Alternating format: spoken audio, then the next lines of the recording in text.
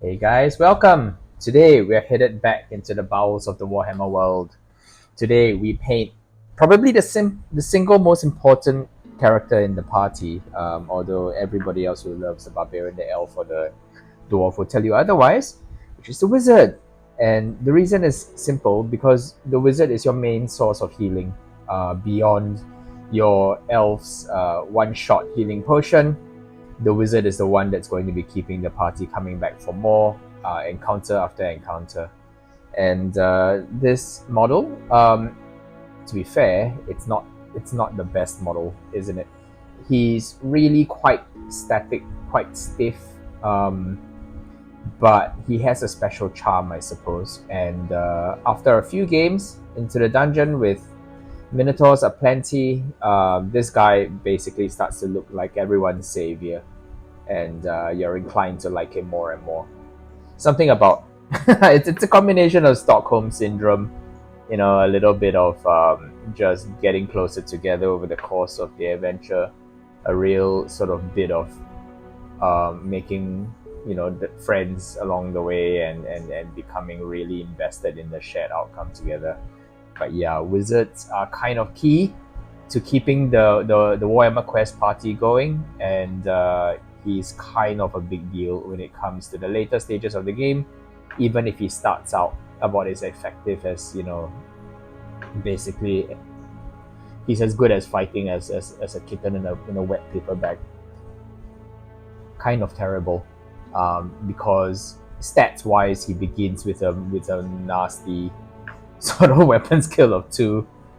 He takes a long time to get his additional points of toughness. He's got the lowest wounds in the party, only beaten out by the elf. And I mean, he's only slightly better than he's slightly worse than the elf. In fact, he does have the worst wound count in the game, as you would expect, because this is the era of, I guess, the trope of wizards being weak and needing to be defended physically. I guess this setting did take a lot of cues from, I guess, characters like Raistlin from Kryn, for Dungeons and Dragons, Margaret Weiss and Tracy Hickman's characters. And coming from a shared lineage, I suppose, you really get the sense that wizards are a little bit fragile, but let them grow, let them develop their powers, let them hit enough hours of experience and training and a suitable battle level in Warhammer Quest, and they are essentially going to always be the linchpin of your force.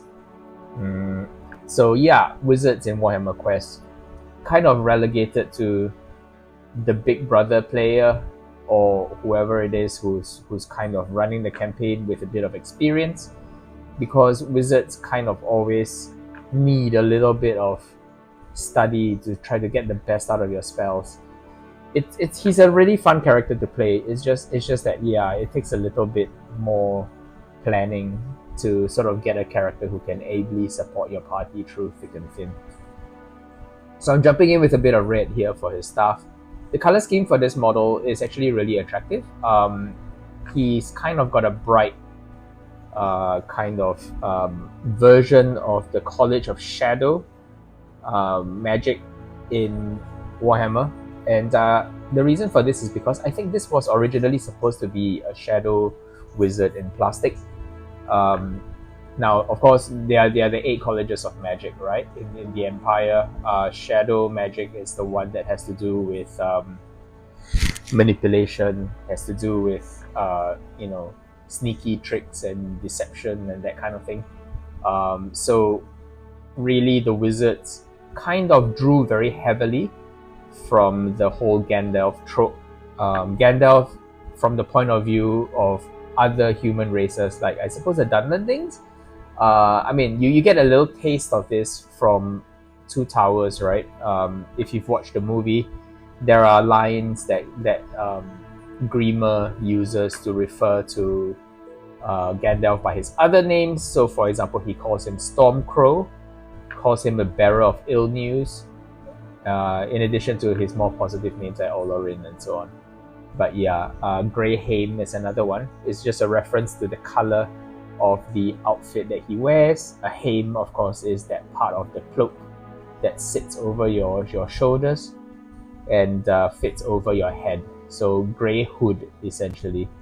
Kind of nice as a concept, because I think that leads the character very naturally towards a kind of moral ambiguity, and that's kind of fun as a start point for the Warhammer Quest wizard. So yeah, in Warhammer Quest, I think I've mentioned this before, wizards aren't actually students of the colleges, although they are tangentially connected to them. Every time you go to a town, village, or city, well, it's not really a village because you can't really find a wizard's guild in a village easily.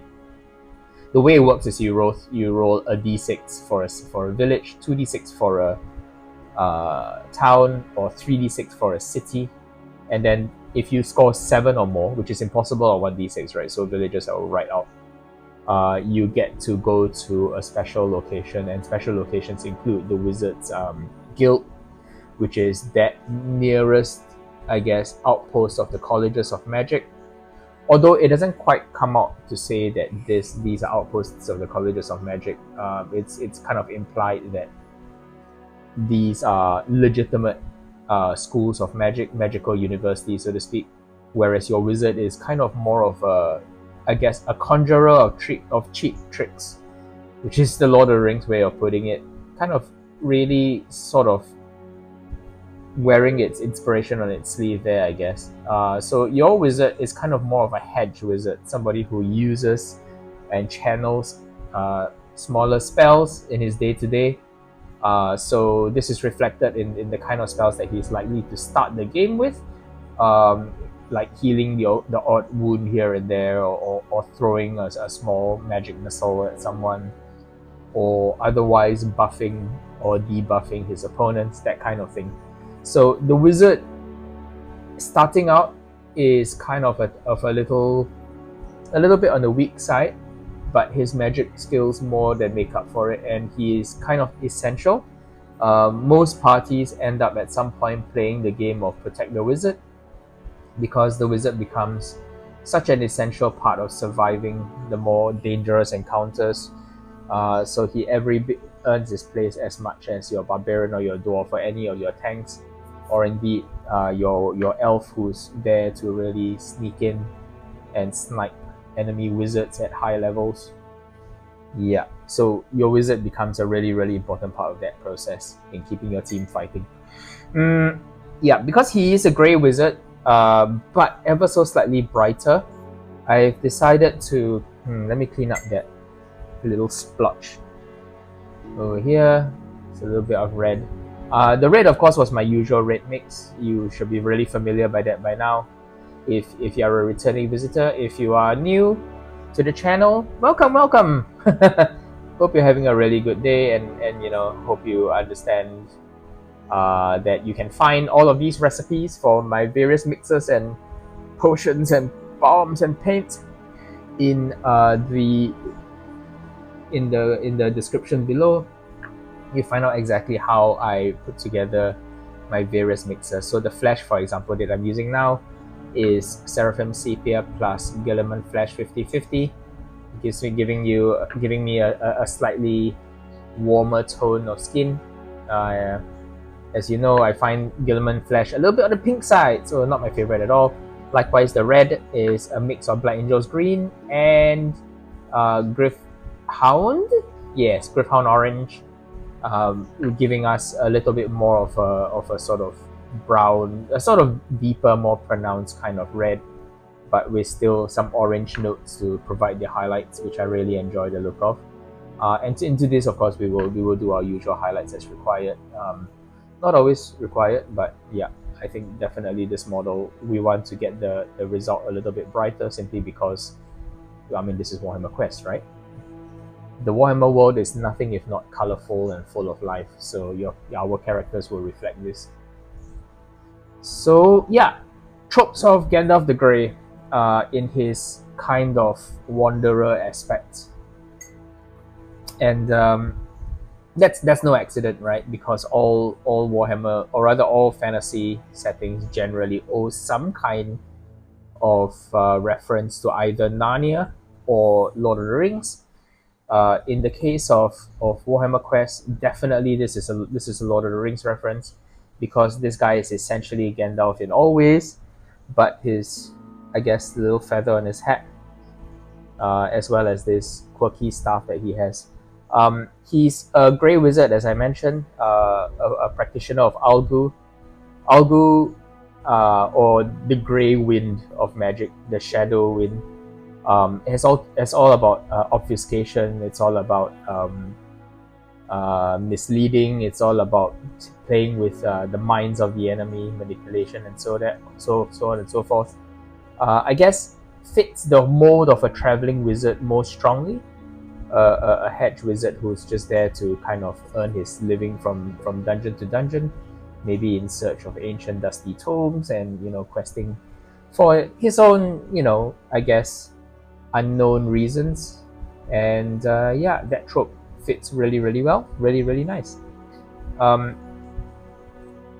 Yeah, just checking out which areas. He's got really thick arms though, this miniature.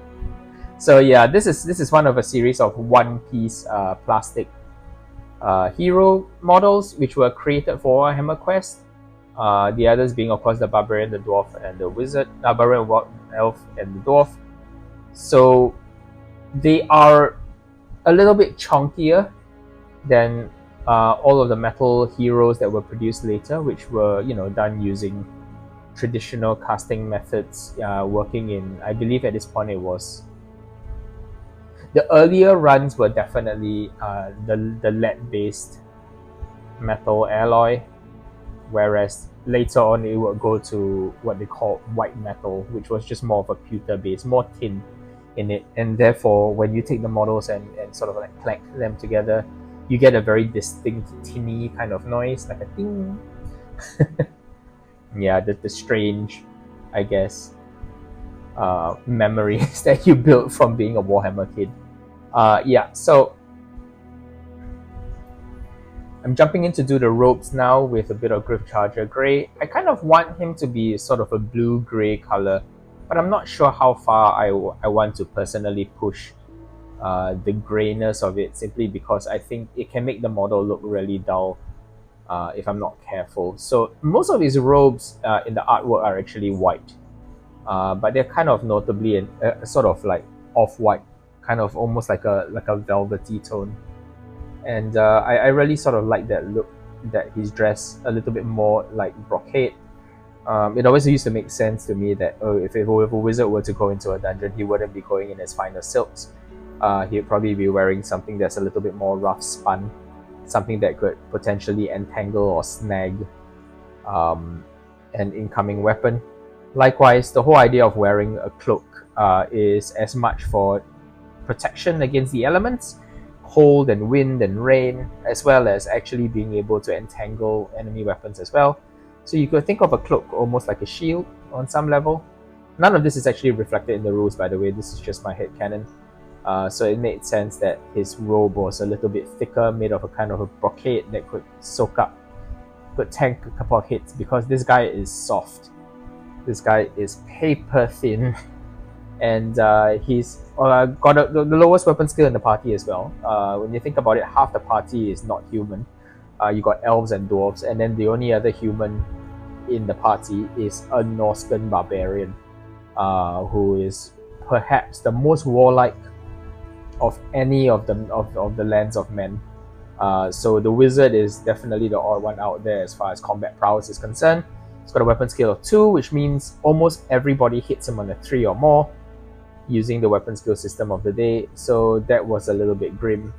So often it behooved the rest of the party to be deployed in such a way as to give the wizard shelter, to try to minimize the amount of abuse that could be thrown at the wizard. Because the other major thing about the wizard is that unlike the dwarf, who could wear all manner of heavy armor with a few, with a little bit of judicious spending at the first town that he goes to, or like the barbarian, who was the most versatile character, could wear and use almost any magic item that was melee based or focused. It was really the master of all weapons. And then of course the wizard that the elf which we've covered in the past was more of a evasive kind of tank, a dodge tanker, if you will. Most of his skills allowing him to evade damage over time. The wizard just really kind of took it on the chin, and the fact that he had a worse weapon skill didn't really help, sort of like thin down the number of blows flying his way. So really, a lot of early Warhammer Quest, as in early battle levels, early in the campaign, so to speak, is about finding ways to shield the wizard from too much abuse.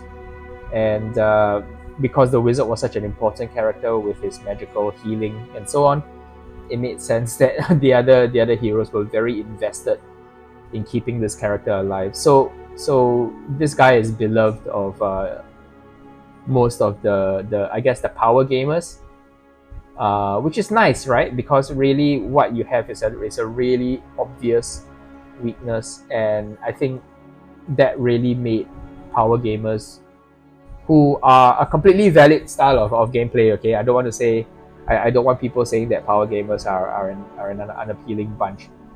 For a cooperative game, power gamers are really important for the party because they are the strategists of the group, and they enable things. If everybody played just to their character, frankly, you would have troll slayers running off into the depths of the dungeon, and dwarves refusing to give up gold to other players, and so on and so forth. If everybody played in character, Warhammer Quest would be pretty miserable.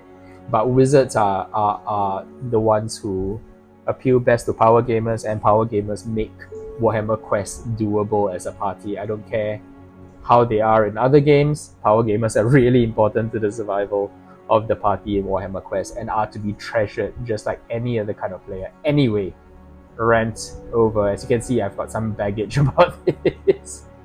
So yeah, so the wizard became a real linchpin for the survival of the group, and a really important piece for ensuring that more of your characters made it out alive. I am switching rails a little bit as far as color choice. I realized that I took out a bit of, what is that, blue? Some other blue. This puddle is of Tyrann blue. What I want to do is to go into Telesar blue, because I realized that the Gryphcharger grey is a lot more grey and a lot less blue than I originally thought it would be. Seems obvious, but sometimes it really does take placing the colors on the models before you decide. And nothing wrong with switching rails early, or at any point, to be perfectly honest. It's your miniature. You can take as long as you need to make sure that it's exactly the way you want it to do. But yeah, I think I've just realized that I want a really nice rich blue to make this guy look a little bit less than your standard Shadow Wizard. Your standard Shadow Wizard would have been dressed in a lot of greys, whether they're blue greys or they're sort of warmer greys. I think this guy needs to be a little bit more colorful, as befits his Warhammer Quest status, and also the idea that he's not quite a grey wizard despite appearances. So grey wizards were an interesting lot because their form of magic was diffuse and hard to channel, and it tended to gather in dark places. So shadow wizards are drawn to dangerous places by nature. They are the Gandalf trope in a nutshell, right? Because Gandalf would travel to wherever he was needed, and his was a kind of a thankless mission because most people would see him as a creature of ill omen, and I guess shadow wizards kind of continue in that tradition. Really a nice idea, and gave a lot of personality to the wizard, unless you were role-playing your own version, which you were totally encouraged to do. I guess given a choice, I think I would have liked to see them lean into the idea that your Warhammer Quest wizard was more of a generic kind of wizard as opposed to a grey wizard. But I guess this guy was created for a wizard box set, a series of plastic wizards that never quite saw the light of day, with a few exceptions. I believe there was a couple of chaos wizards, and of course a dark elf sorceress, who finally made it into one of these random plastic box sets, but they weren't particularly well received and they weren't particularly produced in huge numbers. So you rarely actually got to see these. Plus, because they were a little bit more dated than the other scouts that they were eventually released alongside. It took them a while to basically want to release this wizard box set. Frankly, they were a little bit dated and the poses were a little bit rudimentary. Like this guy, just the whole arms akimbo thing was something that they were moving away from at the time. So this guy looked always a little bit stiff, but compared, or rather side by side with his fellow Warhammer Quest buddies, the wizard actually looks real good. He's got a lot of detail, more so than a lot of the other characters, and the sort of large extremities. I mean, they were all of one. They were all of one style, and therefore they look great together. Really like this model. A friend of mine who was very much the power gamer of our group, as I mentioned before, nothing wrong with that. He took the wizard under his wing and he kept us alive. And for once, my friends and I didn't argue because he was using his powers of deduction and lead gameplay skills and expert rules analysis and so on for the betterment of the party, and that was great. Yeah. So really fun to paint this model, and really reminds me that I should go get in touch with him again. Really great chap. Enjoyed spending time with him and the rest of the party. Right. Okay. So lots and lots of blue on this miniature, and we're going to be shading down this blue with a little bit of a darker tone, probably a bit of non-oil, to get a little bit of depth into the color. Not quite so primary of a blue, I suppose. I managed to get some on the stuff and on my fingers. It's okay, we'll fix that later with silver when it comes time to do the silver. Not the end of the world. We're gonna be fine, guys. Let's just stay the course.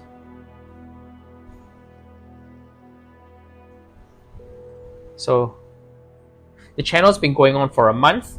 Over the course of this time, I've managed to paint almost a model a day.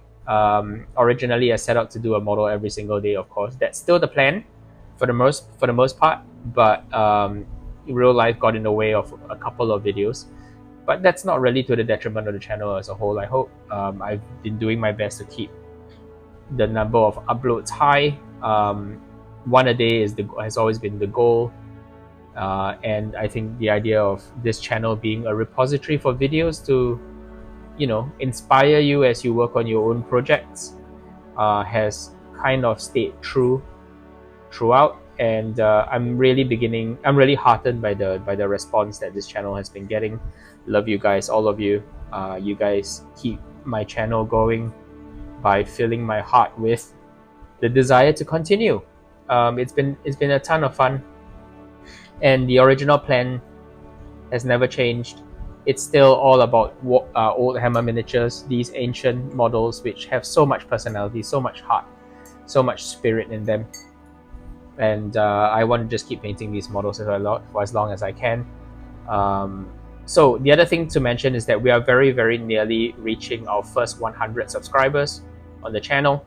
That's kind of blown my mind. I don't know, something about YouTube, right, makes you feel like your channel should instantaneously become gigantic. But I've realized, that I really need to be patient with it, because I was talking to someone else the other day, and she basically said, oh, I reached, she really mentioned that, oh, I had nearly reached 100 subscribers.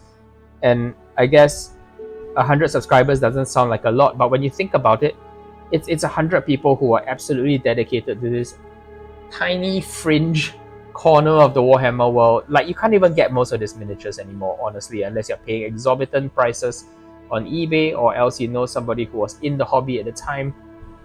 This channel is a niche within a niche within a niche, and really I'm elated by how far we've come together as a community watching these. I'm really pleased by the fact that I was able to keep to just doing like old school miniatures, that part of the Warhammer hobby that I was always inspired by, and kind of that part of the hobby which burns brightest in my passion for painting miniatures, I suppose. At some point, I suppose I might do other miniatures. There is a little bit of interest in Frostgrave for me, maybe Stargrave as well, but all these, I guess, pale in comparison to things like Necromunda, Blood Bowl,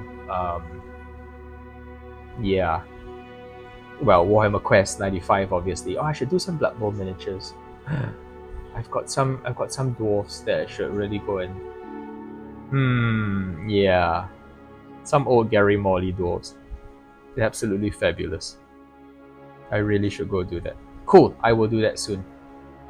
Yeah, because Blood Bowl is really near and dear to my heart. Perhaps my favorite game, although it's a bit of a close running thing with this and Warhammer Quest. I think Warhammer Quest has a lot to recommend it.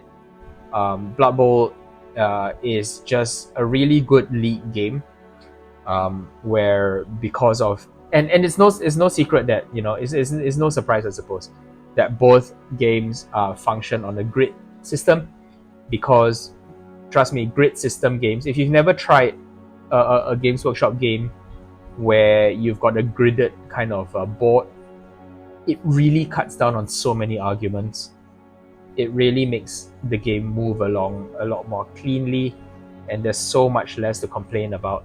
It really transforms the gameplay experience.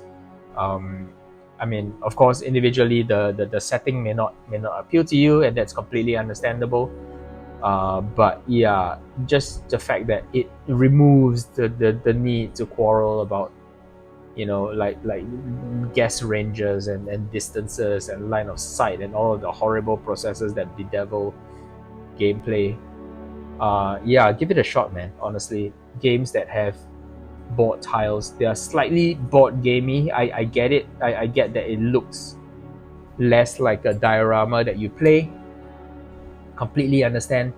But honestly, the fact that people can focus on the game instead of fighting over nuances of the rules is everything, because you don't want to be arguing with your friends. It's so painful sometimes. Recently, I was in a gaming store near my home, and I was listening to two 40k players, modern 40k players, right? Whatever edition it is now, 10th. Yeah, and they were just setting up a game, and honestly, I kid you not, for most of the time that my friends were setting up their own game, whatever it was, I don't really remember, probably Infinity or something. These two guys basically argue every point for how to interpret the rules for their game of 40k, and it was just really galling to see, because they were talking about every sort of FAQ and nuance and bringing up an entire folder worth of printed out FAQs. Kind of hard to watch, to be perfectly honest. Now look, if that's your jam,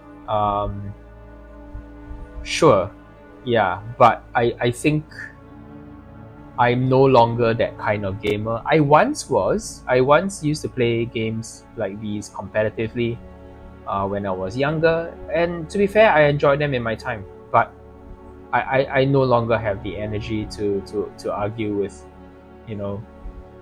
people that I am in a social contract to enjoy a game with to that extent anymore. Not really what I'm looking for when it comes to playing a game. Yeah, so cooperative games, or the occasional, I guess, pitched battle kind of game. I recently played like a game with my Chaos Dwarves against a friend's Lizardmen, and that was spectacular. I really should get around to sharing those photos. Apologies, I'm still sorting out what like the pictures and all that, but I promise I will share that as soon as I can.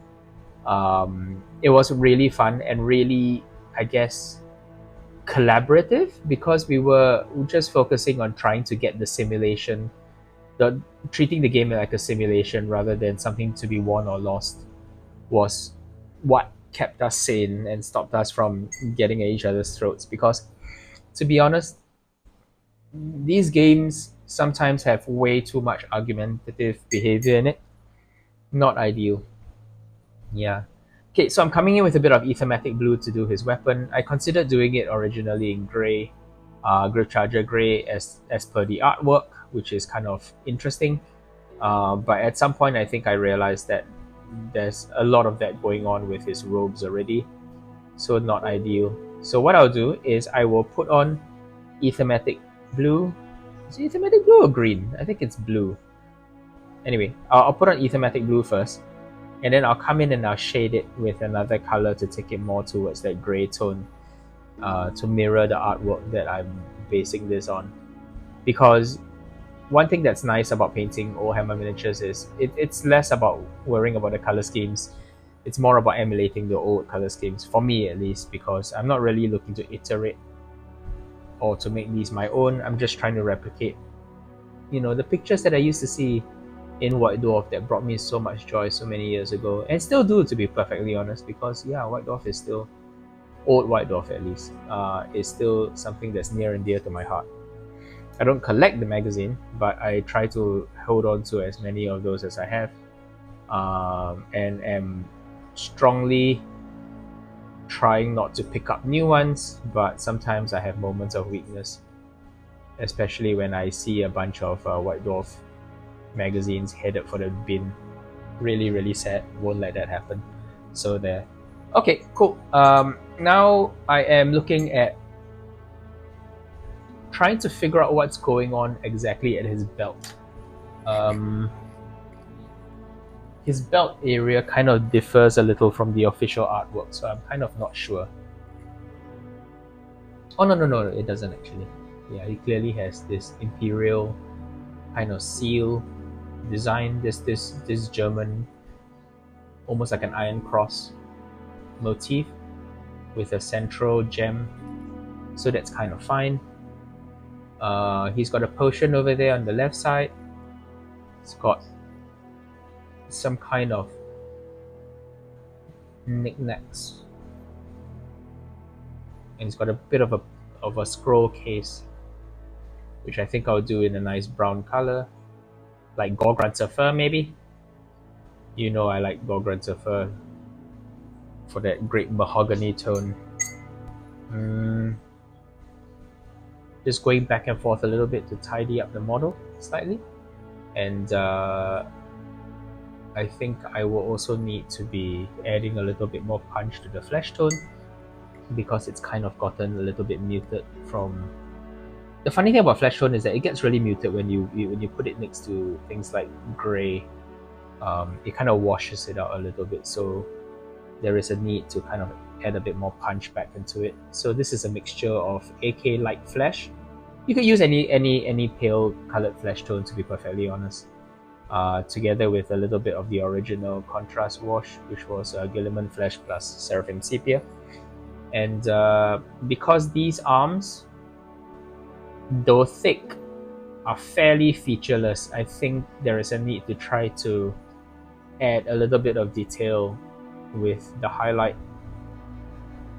or at least to ensure that there is some kind of a topography to them, just to make sure that they're not just thick noodle arms, kind of like udon arms, nice and thick Japanese style noodles. Maybe I'm hungry, I don't know. But yeah. So cleaning up the flesh tone a little bit. His beard would be grey. That seems traditional. Grey or greyish white. In the original artwork, it was straight up white, but I think in miniature form you kind of want to add a bit of shading for definition. So a little bit of, I think maybe thin down noun oil may be the way to go. Well, where was I? Alright, cool. So I was talking about subscription numbers. So yeah, 98 subscribers. We're so close to 100. Guys, if you're watching this and you're not subscribed, I get it. I don't like being told what I should or should not do either. But if you're really enjoying these videos, then I encourage you to subscribe. Most of the viewers on this channel, most of the views on my videos on this channel are from people who actually are subscribed, and I think that is an unusual thing. But there are a few who watch my videos and still have not subscribed. So if you are one of those people, and most importantly, if you like what you're watching, right? I mean, none of this matters if you're not keen on the videos. And I completely respect your choice and your opinion. If you don't like these videos, that's entirely okay with me. Feel free to check in, drop by every now and then. But if this is not your thing, it's not your thing. I totally get it. But if it is your thing and you're enjoying the miniatures that I'm showing off, and you have an interest in seeing more old miniatures being brought up from the depths, and kind of see the intrinsic value of a lot of these old miniatures that would never again see the light of day, to be perfectly honest with you. These models are this channel has almost turned into a repository of models that you would never see anywhere except if you know where to look, on places like Facebook and so on. If you want to just see, how Games Workshop concepts have evolved over time, you want to have a sort of chill, casual discussion about lore and sort of the early days of Games Workshop, please subscribe. You'll see my videos pop up in your feed more regularly, and you don't have to hit the bell icon to get them all, because I understand that one a day is a lot. But yeah, please subscribe if you haven't already. It would be cool if I get to partner status. That's always been my goal, because I kind of want to get to the stage where I can do this more sustainably long term, because like I said, I'm absolutely loving this. And for me, it's been a real treat to have the opportunity to paint up a lot of these old models. I hope you've enjoyed me painting them also, because it's a rare chance to actually see these old models surface again. And of course, sourcing these models sometimes can be a challenge. Sometimes it's eBay, sometimes it's just models that I've had sitting in my collection. Sometimes it's models that I've been gifted to by friends who unfortunately have either passed on, or who have given me their hobbies because they've dropped out of it. Sorry if it got a bit dark there, but yeah. So some work goes into tracking down these miniatures and preparing them, so that I can show you how I paint them and sort of restore them to their former glory, so to speak. Yeah, so if you would like to, please subscribe. It means the world to me. It helps so much more than trust me. And if I can get this to YouTube partner status, then I can see myself doing this indefinitely, because I absolutely love doing this and I'm having so much fun. Yeah, and I hope you are too. I hope these videos are meaningful to you, and I hope they become part of your daily routine. Yeah. So I'm so heartened when I see people say that, oh, these are videos that they will save for the weekend when it's time to get back into hobby mode. Really, really pleased to see that. It really warms my cockles. Really great. And frankly, that's the inspiration for me to do this. Yeah. So the channel has grown. It's a slow growth, slow bit of growth, as I've kind of expected. My videos, I think, are the most low stakes painting videos you'll ever see. Like there's no golden demon drama. There's no like complaints about the quality of Games Workshop models. Someone once asked me whether I will ever do like more recent models. I don't think I will, because I have to be honest with you, I don't know whether I will be able to be as objectively positive as I am in these videos. Yeah, you should make videos about stuff that you're passionate about, and frankly, I'm mostly passionate about these older models. A lot of the newer Games Workshop models, well, the less said about that, the better. Not my thing. I guess I'll just put it that way. Not so much of my thing. I like the old models because I feel they're done with a kind of an artisanal approach. Everything is sculpted 1:1.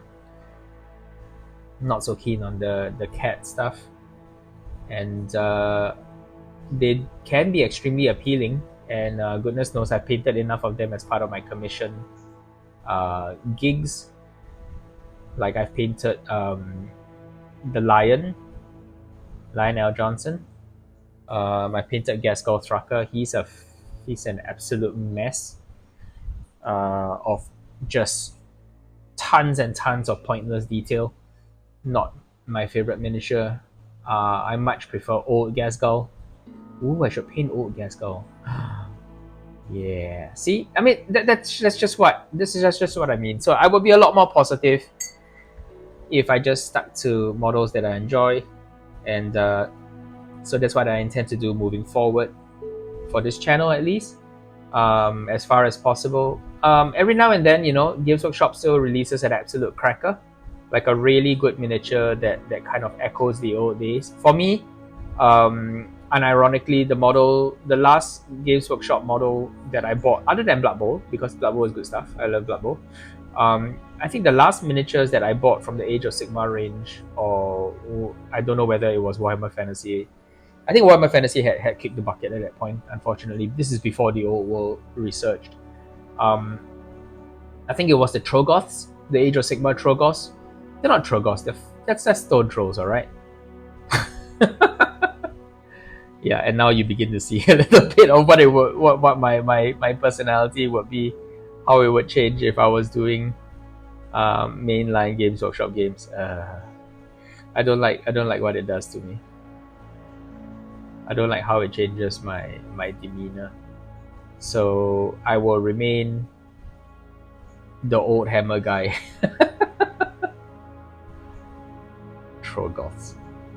Stone Trolls. Yeah. But the Stone Trolls are really nicely done. I think they're remarkable miniatures. Very in keeping with the original design. Ever so slightly evolved for whatever new market Games Workshop thinks it's trying to pursue. But absolutely, the sculptor, 10 out of 10, has done a wonderful job in reviving an old concept and doing it justice with a very modern sculpt. Very appealing. And just overall excellent work. If only he was credited. Anyway. let's keep things light, shall we? Okay, cool. So, coming in with the silver gray to highlight the robes.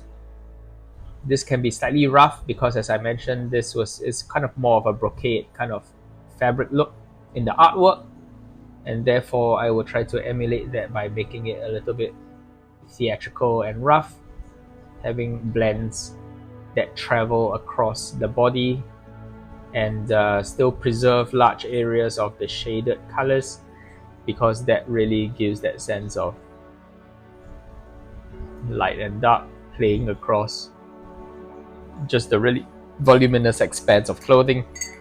Now I'm going to go with the Gryphcharger gray again, and this time I'm going to tone down the blue slightly in the recesses, because as much as I like the blue, it is very blue. It is extremely intensely blue, and frankly the artwork is a little bit darker and a little bit moodier, so a little bit of Gryphcharger gray to kind of tone down the excesses is a really good idea.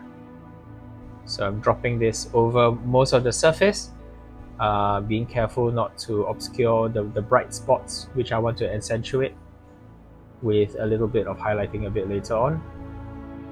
But I think that's looking pretty good.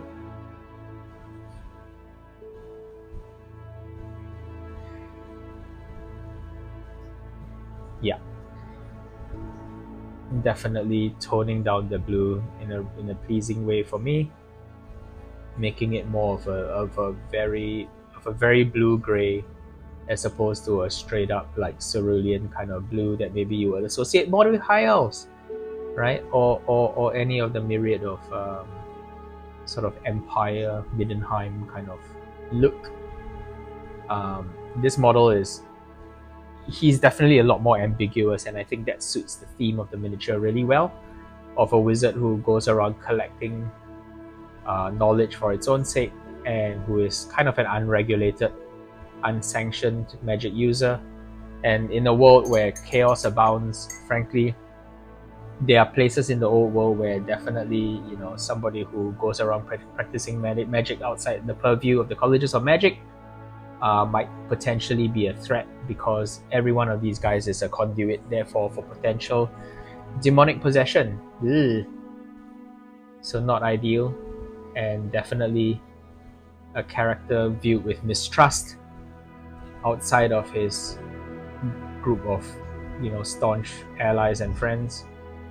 And there's always a question of, is he going to turn into a real Raistlin like character? For those of you who know, Raistlin he goes on to eventually leave behind the trappings of his friends as he outstrips them in raw power, and eventually becomes a real piece of work, leaving behind his friends and his brother to pursue the upper echelons of power. And that is the dangerous path that our wizard surely finds himself on, even if he is very early in the process. So dropping in the gold over the gemstones, as well as the belt. Let's start with the belt. I love this stat. It always tends to round out. Something about using gold as a detail color, I don't know, it adds a lot to the miniature, sort of adds a lot of vibrancy, a lot of warmth to what is otherwise a very silver miniature. Silver and grey. So on the subject of miniatures that are hard to source for, I'm still struggling to get I'm still struggling to get the warrior priest. Unfortunately, he's been eluding me. I think I've picked up just about every other hero sculpt already, and I hope to share them all with you at some point. But yeah, so far the warrior priest has eluded me, unfortunately. That's still my holy grail. Fittingly, I suppose, that a member of the Church of Sigma would be the hardest to track down, because faith is an elusive thing in the Warhammer world. With all these terrible demons, and we just painted a Carnival of Chaos Nurgle worshipper, creepy guy that he is, and there are lots of reasons to doubt, but a warrior priest. I guess there've been many warrior priests. I could just use any other warrior priest, but there's something really charming about that particular warrior priest for Warhammer Quest. Just the fact that he actually looked like a priest and not a warrior priest was kind of a big part of it. I really like that. Plus, he's the other weapon skill 2 guy, right? He's the other guy who's as pants in close combat as the wizard. So yeah. As far as the kind of spells that you would pick with this guy, you would generally draw a series of different spells. You would get one destructive spell, some kind of an attacking spell, some kind of a defensive spell, and then a healing spell as your initial draw.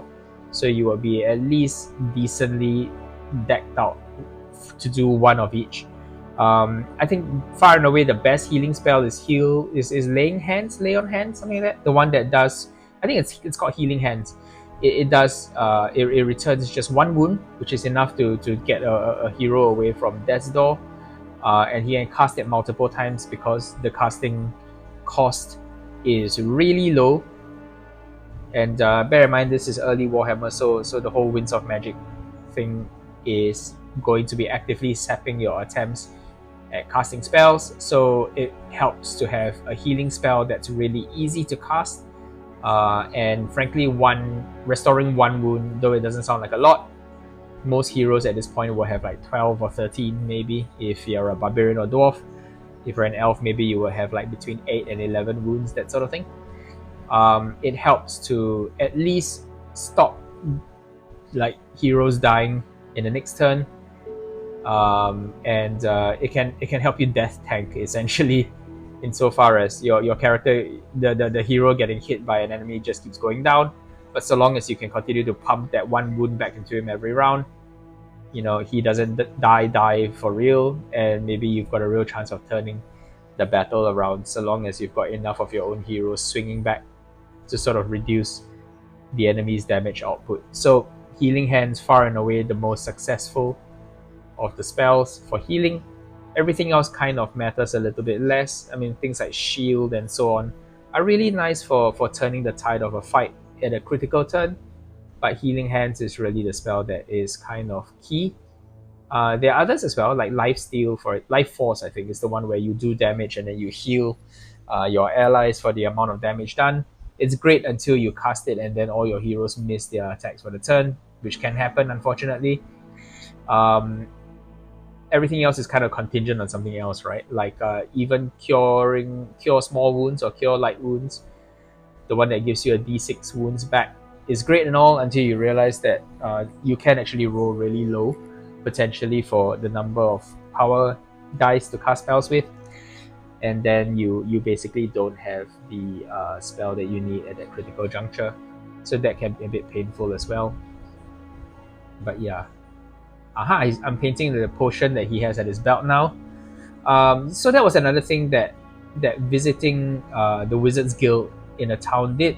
It gave you access to a potion maker, and I guess it's the trope that a good wizard is always prepared, right? That he's always got a little something secreted somewhere around his person that can really turn the tide of battle when used judiciously. And in that sense, the potion maker really fulfills that trope. I think the way it works is that you spend a fixed amount of money to go to the potion maker, and as with all of these, like I guess alchemists and so on, there's a bit of an aura of there's a little bit of the sense of visiting a mad inventor. Think visiting Emmett Brown if this was Back to the Future, and he would go, "I have this, Marty. I have this potion," and you would get a random potion that could do a random buff. It could be anything from like giving you additional toughness to doing additional points of damage. Most of these are useful, with a few exceptions. A lot less useful, but for the most part, they were really good to have in a pinch, and really good for boosting your party in small ways, and could often make the difference between life and death. So the potions that the wizard could bring along were another very entertaining aspect of his character, and just the idea that he's a general magic man. He's less of a pure, I guess the word is battle wizard. For 4th edition Warhammer, there was, I think it's the first time they used the phrase battle wizard, battle mage. A battle mage is essentially a wizard who's trained to fight in a battle and to employ his skills in that way. So very much more reliable, very much more designed to project power across a battlefield and to counter the magics of enemy wizards and so on. So I mean, I would imagine that if you have to have an analogy to make it a little bit more straightforward, a battle wizard was kind of more like a choral singer, somebody who was trained, who was very adept at influencing grand scale magic, kind of the way you would have a choral singer participating in a concert, whereas your Warhammer Quest wizards, a Hedge wizard, was somebody who was not really involved in grand magic, but just sort of influencing the tide of battle, such as it was in his immediate vicinity. So he had all sorts of cantrips and little tricks, and you know, he could make monsters sneeze and drop their weapons. He could kind of imbue his friends' weapons with power so that they did more damage to demons and such, that kind of thing. He wasn't really involved in channeling like grand spells that would banish whole legions of undead or anything like that. So definitely more of a small scale kind of magician as opposed to some kind of grand wizard. So battle magic was its own thing. It was released as a separate supplement to the Warhammer game, Warhammer core game, and in 5th edition they basically bundled this together with the main rulebook, and then called it a new edition. which is fine because at least you had all your rules neatly in one place, and the time between editions was quite long at that stage. So by the time 5th edition came out, I think Warhammer was very well received, very popular, but a little bit hard to get into because you had to track down all the supplements before you could play the game. So having them all available in one place was a welcome positive, not a negative. Yeah. I think it only sucks when you have to rebuy your rulebooks too regularly. But that's enough about that. Modern Warhammer. Anyway, so I'm coming back in with a bit of Ildari Emerald to add a little bit more color to the glass part of the potion bottle. So in case you missed it earlier, I did Magos Purple for the bottom part, sort of like that meniscus, right? That line of your liquid. And then I've done Ildari Emerald. Well, first Aethermatic Blue, then Ildari Emerald on the top part of the blade, top part of the bottle, and that sort of defines that part of the bottle that's not covered by liquid or not filled with liquid. And I'm doing a similar thing now. Ildari Emerald and Aethermatic Blue work wonderfully well together for the purposes of creating something ethereal or almost glass-like, kind of delicate. And yeah, they look great working side by side. So Ildari Emerald goes into a little bit more of the green tone, as you might expect from the name, but that's a really good counterpoint to Aethermatic Blue. And then after this, what I like to do is apply a highlight that's more focused on Aethermatic Blue. So again, you pull it back into the blue end of the spectrum. I'm now going to add a little bit of water to Noun Oil and then just drop that onto his beard. As you can see, I've kind of been dancing around his beard a little bit. That and his feather. I don't know whether I want to leave the feather like a single color. Probably not. So a little bit of water to weaken the Noun Oil. Maybe this is finally an opportunity to recommend using new Noun Oil because, like I mentioned probably too many times by now, it's a lot weaker as a color, and but it happens to be perfect for this. So if you do have access to that color, this is the one time I'm not going to be suggesting that you add a little bit of Black Legion to add a bit more punch to your new Noun Oil. Just use it straight for the beard if you're painting along, if you've tracked down one of these remarkable miniatures, and I hope you do, because these are wonderful miniatures. There are other ways, of course, that you can get hold of these models, but yeah, generally speaking, it's either eBay, or you could even 3D print them, because a lot of these models are now available. I mean, they're not easy to find and not always legal, so please use a bit of common sense when you do that, and you do what you feel is right. But yeah, you can actually print most of these as 3D prints as well, and you just need to know where to look. Cool. So that should be fine for hair.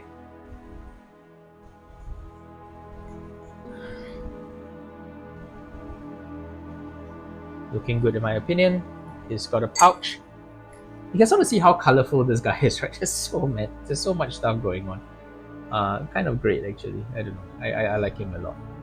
He's got a lot of detail, but all of it kind of makes sense. It's not extraneous and just lots of pointless detail for the sake of it. Like this pouch, for example, you can imagine that that's where he stores all of his ingredients, all of his little materials for casting spells with. I think there is a little bit more belt going on here, so I need a bit more silver, and I'll drop a little bit more gold wash in there. For the feather, I think what I'll do is I will attempt a bit of a pattern on it. So if ever you have a large feather like this and you kind of want to do it in a sort of bold black and white kind of pattern, what I tend to do is draw that sort of pizza slice on the end of it. I hope you can see. And then you kind of draw a line down the center. And then you can sort of like feather it with a bit of water so that it's not too intense, because this is really quite a subtle bit in between. Sorry, toning it down with a bit more water. And then grab a little bit more, and you kind of want to paint parallel lines. So that's just one. And so the thing about this is that it looks, a little bit daunting if you've never done like freehand much. But you don't have to do a lot of it. To be honest, 1 or 2 lines is more than enough to sort of suggest that kind of wild bird feather pattern. And really it's about making sure that they are nicely proportioned and the lines are decently even, and they should look quite decent. For the back, you want to try to mirror the pattern, so maybe it's a good opportunity to show you what I did on the front once more. And so don't worry if it's not 100% like accurate. After this, I will come back in and do a bit of shading, a bit of highlighting, sorry, just to make sure that it looks nice and sharp and defined. Kind of looks a lot better on the back than the front, to be honest, but sometimes that's how it is. A little bit on the side, bearing in mind that these are 3D objects, you kind of want to make sure that you rotate and hit every angle. Yeah, kind of like that. So I think that's looking decent. A little bit of black around the edge. Let's fix a little bit of the front. I think where I feathered it, I didn't manage to get all of the white that I wanted showing again, or the off-white really, the gray showing again. So a little bit more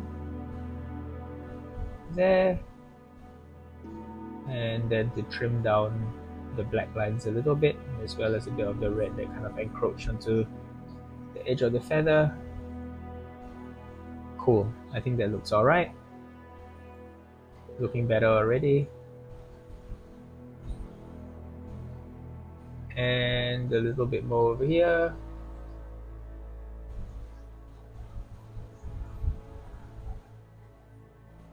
And a bit more here. Okay, that looks much better, I think. Cool. A little bit of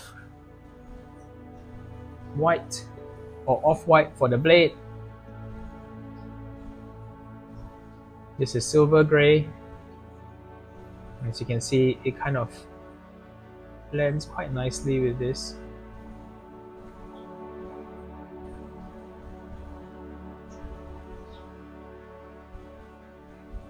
And then we can come back in and add a bit more white to really just sort of give it that kind of glassy look. I like the idea that wizards' weapons are always a little bit esoteric looking. Even if they don't necessarily, I mean, this guy's no swordsman, right? But most of the time, wizards can conjure up a little something special for their weapons. In game terms, actually, just as a side note, I think arguably the best early game weapon that you could give a wizard is actually anything that increases his chances to hit, right? So in particular, there is an item in the game called the Darting Steel Daggers, and that basically allows him to make additional low strength attacks that hit automatically. And that makes it really good for when the wizard kind of gets surrounded by low level enemies like goblins or rats or that kind of thing. And he can sort of like fight to free himself, to save himself from abuse. As mentioned, the wizard is not a tremendous fighter, so his weapon skill is low. The Darting Steel Daggers hit automatically, so that's really nice. and he can basically hit every enemy that's adjacent to him. So that really helps him to get himself out of a tight spot, which means that the heroes can basically achieve forward momentum. There are certain scenarios in Warhammer Quest where everything is contingent on pushing forward to achieving forward momentum before the ceiling of the cavern comes crashing down, that kind of thing.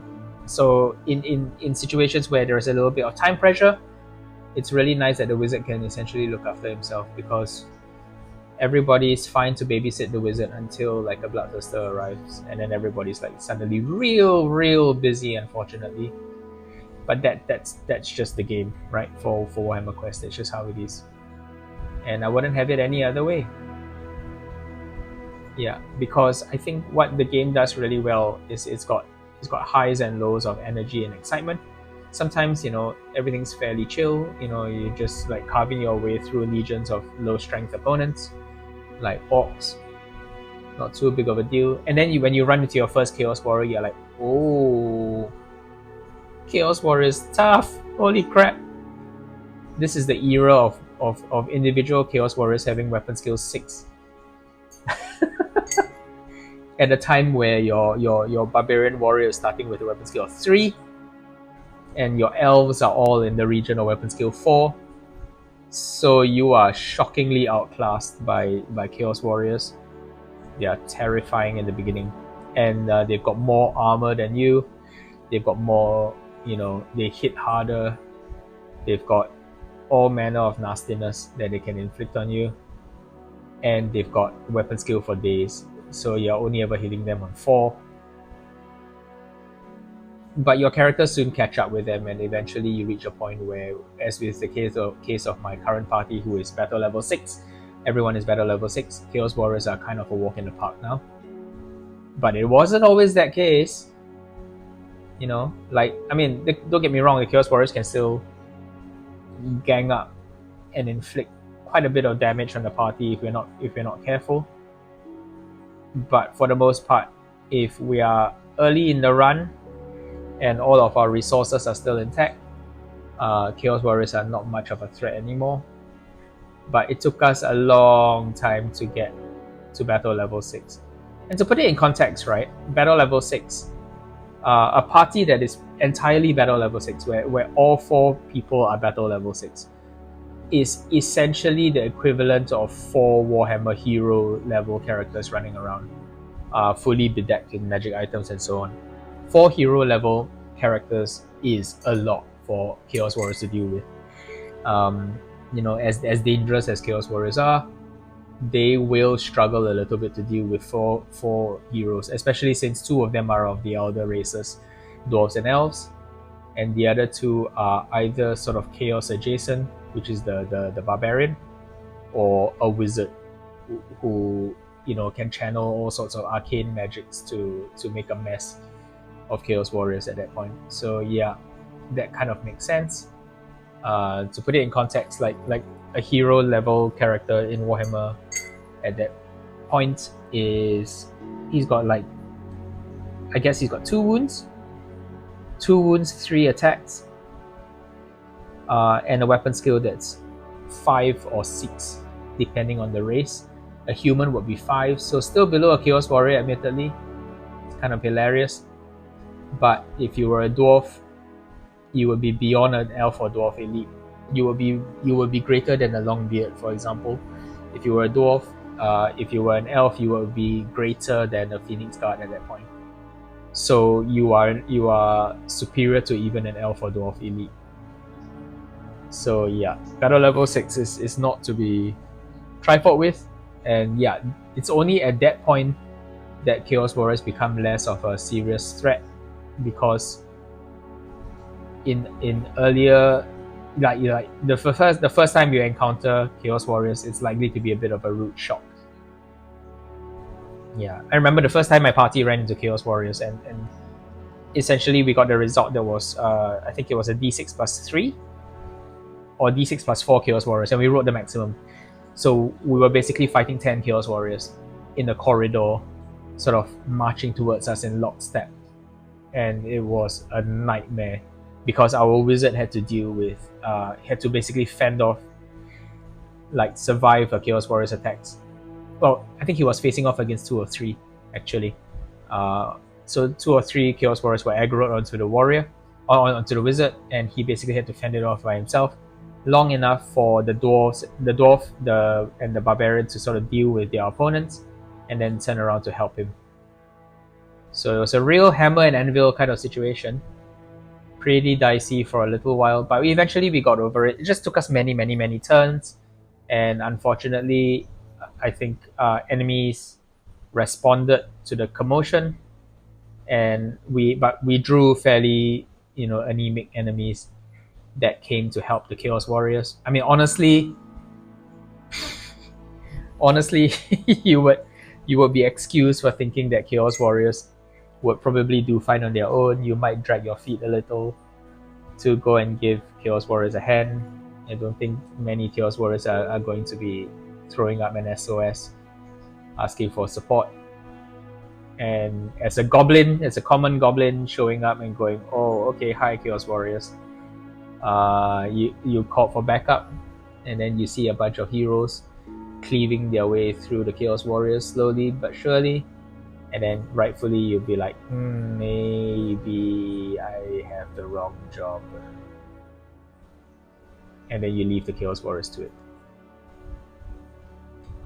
All hit cannon, all unproven, but a lot of fun to imagine still.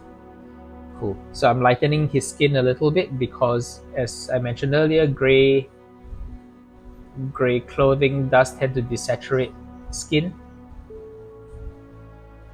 make it sort of more dull by association. It's just the way colors appear next to each other.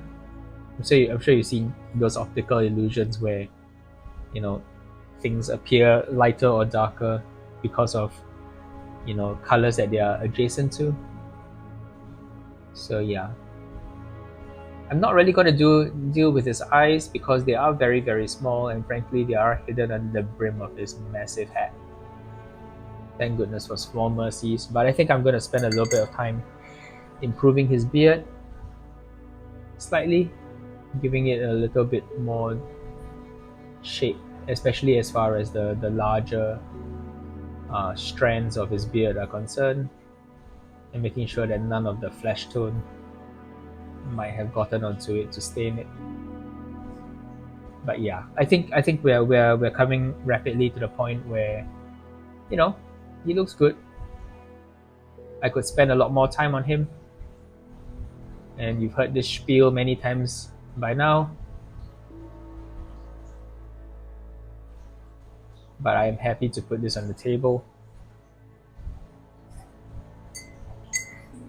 I do want to take a bit of white for his blade, because I think that would add that glint that we are kind of missing as far as addressing such an important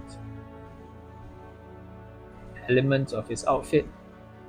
So a little white dot for the potion bottle.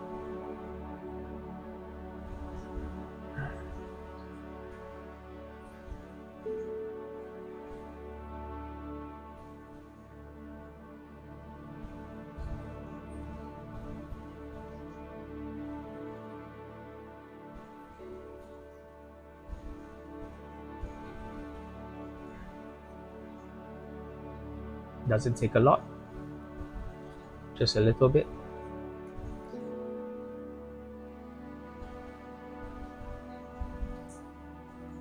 And I think that's looking pretty good. Spot of orange for the gemstones.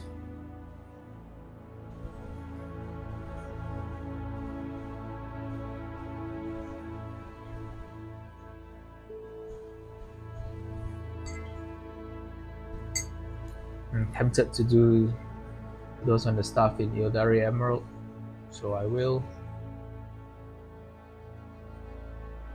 As you notice, as you can see, I'm using the edge of the side of my brush to put these on.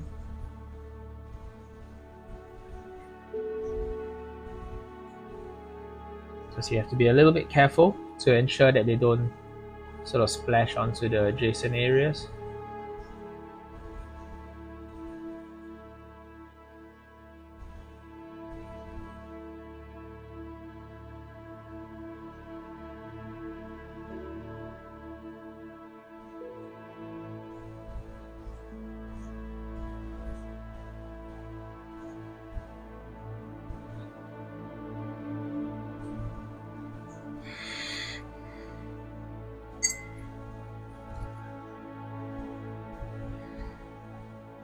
Bit of red for that gem, bit of orange I mean. Might lighten this up with a bit of ice yellow to give it a bit more punch.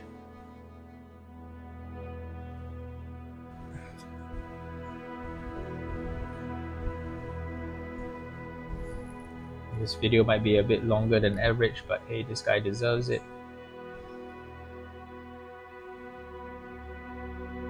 It's not every day that you get to paint someone who has the power to shape the course of the Warhammer world.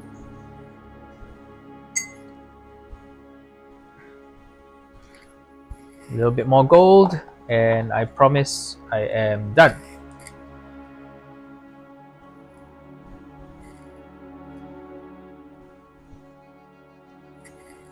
Woo. It's a fresh one.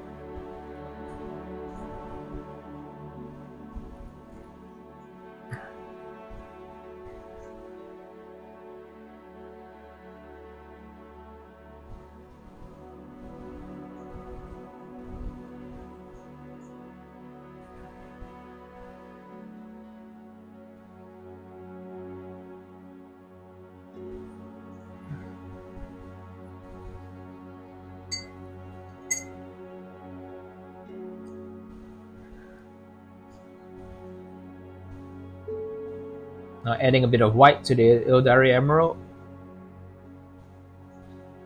and just putting them as points very gently.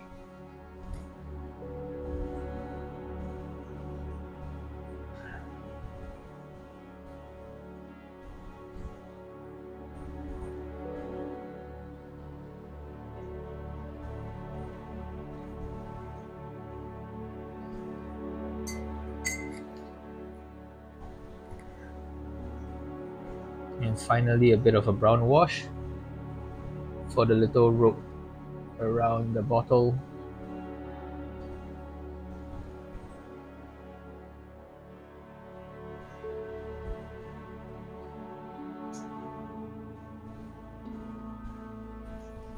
Okay, I think we are good. Ooh, it's so tempting to keep going on with this model because he's got all these wonderful little details that, you know, would sort of bear picking up, but I think I need to call the video. It's already gone on really long, longer than I usually paint these for anyway, but I think the result is worth it. So guys, this is the Warhammer Quest wizard. I hope I've done him justice as far as getting him to a tabletop standard. I hope you like what you see, and yeah, more of these to come. Thank you so much. As I mentioned earlier, if you're not subscribed, please consider doing so. It really helps out a lot. More, I know you probably hear that from a lot of people, but trust me, it really helps more than you know, and it really makes it possible for me to do more of these videos. So if you like watching these videos, and you know you get something out of it, just like I get something out of it, then yeah, please like, subscribe, and do all that cool stuff so that you get to see more of these videos over time. Alright guys, have a good one. Cheers. Love you all. Bye bye.